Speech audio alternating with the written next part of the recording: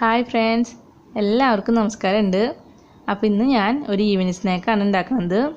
അപ്പോൾ ഇത് വളരെ സിമ്പിളാണ് ഉണ്ടാക്കാനായിട്ട്. ചിക്കൻ കൊണ്ടാണ് ഇത് ഉണ്ടാക്കുന്നത്. നല്ല ടേസ്റ്റാണ് കഴിക്കാനായിട്ട്. അപ്പോൾ നമുക്ക് നോക്കാം ഇതെങ്ങനെ ഉണ്ടാക്കുന്നതെന്ന്. അപ്പോൾ ഇത് ഉണ്ടാക്കാനായിട്ട് ബോൺലെസ് ചിക്കനാണ് വേണ്ടത്.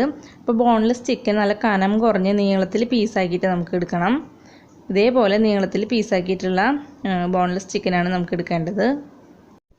ഞാനിപ്പോൾ 200 ഗ്രാം ബോൺലെസ് ചിക്കനാണ് എടുത്തേക്കുന്നത്. ഇപ്പോൾ നമ്മൾ കറിക്കൊക്കെ ചിക്കൻ മേടിക്കുമ്പോൾ അതിൽ നിന്ന് ബോൺലെസ് പീസ് മാറ്റി വയ്ക്കുക. എന്നിട്ട് ഈവനിങ്ങിലൊക്കെ ഇങ്ങനെ സ്നാക്ക് ഉണ്ടാക്കി കഴിക്കുക.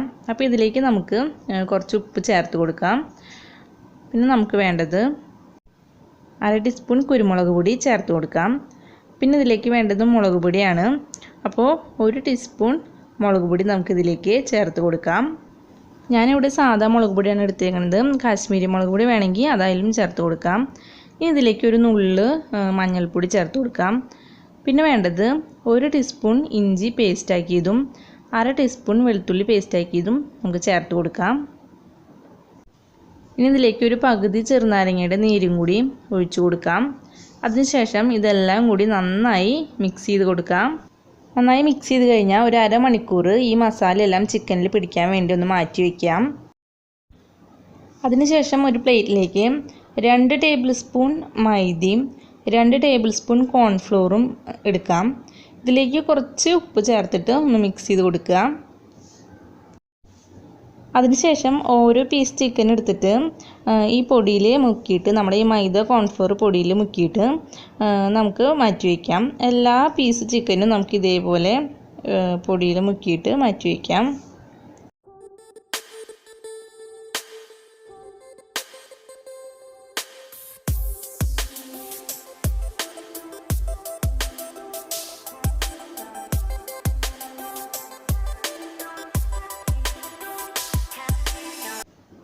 ഇപ്പോൾ ഞാൻ എല്ലാ പീസ് ചിക്കനും ഇതേപോലെ പൊടിയിൽ മുക്കി എടുത്തിട്ടുണ്ട്. ഇനി നമുക്ക് ഓരോ പീസ് ചിക്കനായിട്ട് മുട്ടയിൽ മുക്കിയിട്ട് നേരെ ബ്രെഡ് പൊടിയിൽ മുക്കി എണ്ണയിൽ വറുത്ത് കോരുകയാണ് ചെയ്യാം. അപ്പോൾ ഞാനിവിടെ 2 മുട്ടയാണ് എടുത്തേക്കുന്നത്. പിന്നെ കുറച്ച് ബ്രെഡ് പൊടി എടുത്തിട്ടുണ്ട്. ഇത് സാധാ ബ്രെഡ് മിക്സിയുടെ ജാറിലിട്ട് പൊടിച്ചെടുത്തതാണ്. അപ്പോൾ നമുക്ക് എല്ലാ പീസ് ചിക്കനും ഇതേപോലെ നമുക്ക് ചെയ്തെടുക്കാം. ഇനി നമുക്ക് ഒരു പാനിൽ എണ്ണ ഒഴിച്ച് നന്നായി ചൂടാവുമ്പോൾ ഓരോ പീസ് ചിക്കൻ ഇതിലേക്ക് ഇട്ട് കൊടുക്കാം. അപ്പോൾ തീ നന്നായി കൂട്ടി വെച്ചതിന് ശേഷമാണ് നമ്മൾ ചിക്കൻ പീസ് ഇട്ട് കൊടുക്കേണ്ടത്. അതിനുശേഷം തീ നന്നായി കുറച്ചും വയ്ക്കരുത്, എന്നാൽ മീഡിയത്തിലും വയ്ക്കരുത്. അങ്ങനെ ഒരു ഫ്ലെയിമിൽ വെച്ചിട്ട് വേണം നമ്മൾ ഇത് വറുത്തെടുക്കാനായിട്ട്. കാരണം ചിക്കൻ്റെ ഉള്ളിൽ നമുക്ക് വെന്ത് കിട്ടണം. അതിന് വേണ്ടി തീ നന്നായി കൂട്ടി വയ്ക്കരുത്. തീ കുറച്ച് വെച്ചിട്ട് തന്നെ നമുക്കിത് വറുത്തെടുക്കാം. ഇപ്പോൾ ചിക്കൻ്റെ ഒരു ഭാഗം റെഡി ആയിട്ടുണ്ട്. നമുക്കിനി ഇത് മറിച്ചിട്ട് കൊടുത്തിട്ട് അപ്പുറത്തെ ഭാഗം കൂടിയും വറുത്തെടുക്കാം. പിന്നെ ചിക്കൻ്റെ ഉള്ളിൽ വെന്ത് കിട്ടണം. അതുകൊണ്ട് നമ്മൾ തീ നന്നായി കുറച്ച് തന്നെ വയ്ക്കുക. തീ കുറച്ച് വയ്ക്കുമ്പോൾ എണ്ണ കുടിക്കുന്നുള്ള പേടി വേണ്ട. നമ്മൾ ഇത് വറുത്ത് കഴിഞ്ഞതിന് ശേഷം തീ നന്നായി കൂട്ടി വെച്ചിട്ട് വറുത്ത് കോരിയെടുക്കുക. വറുത്ത് കോരുന്ന സമയത്ത് തീ നന്നായി കൂട്ടി വയ്ക്കുക. അപ്പോൾ നമുക്ക് എണ്ണ കുടിക്കാതെ നമുക്കിത് എടുക്കാൻ പറ്റും. ഇത് നമുക്ക് ടൊമാറ്റോ സോസിൻ്റെ കൂടെയും മയോണൈസിൻ്റെ കൂടെയൊക്കെ കഴിക്കാം. പിന്നെ ഇത് കോൾസ്ലോയുടെ കൂടെ കഴിക്കാൻ നല്ല ടേസ്റ്റാണ്. കോൾസ്ലോയുടെ വീഡിയോ ഞാൻ മുമ്പ് ഇട്ടിട്ടുണ്ടായിരുന്നു. കാണാത്തവർക്ക് ഞാൻ ലിങ്ക് ഡിസ്ക്രിപ്ഷൻ ബോക്സിൽ ഇടാം. അപ്പോൾ അതൊന്ന് കണ്ടു നോക്കുക. ഇപ്പോൾ നല്ല മൊരിഞ്ഞ നല്ല ടേസ്റ്റ് ആയിട്ടുള്ള ചിക്കൻ സ്നാക്ക് റെഡി ആയിട്ടുണ്ട്.